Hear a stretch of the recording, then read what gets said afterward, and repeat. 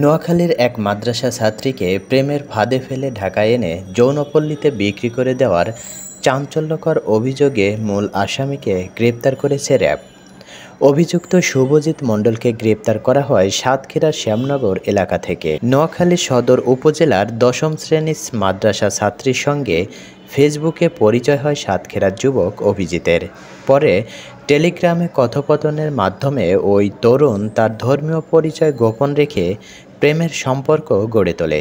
৭ই মে বিয়ের প্রলোভন দেখিয়ে মেয়েটিকে বাড়ি থেকে বের করে ঢাকার যাত্রাবাড়ি এলাকায় এক আবাসিক হোটেলে ওঠার পর শুরু হয় ভয়ঙ্কর কাহিনী।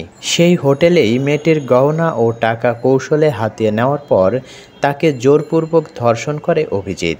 এখানেই শেষ নয়, পরে তাকে যৌনপল্লীর এক দালালের কাছে বিক্রি করে দেয় অভিযুক্ত যুবক। কিশোরী নির্যাতনের শিকার হওয়ার পর অন্য এক মেয়ের মোবাইল থেকে পরিবারের সঙ্গে যোগাযোগ করে।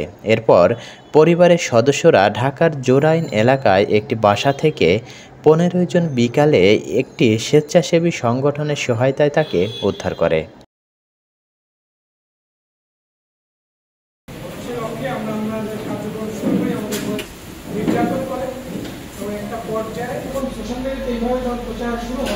তখন সে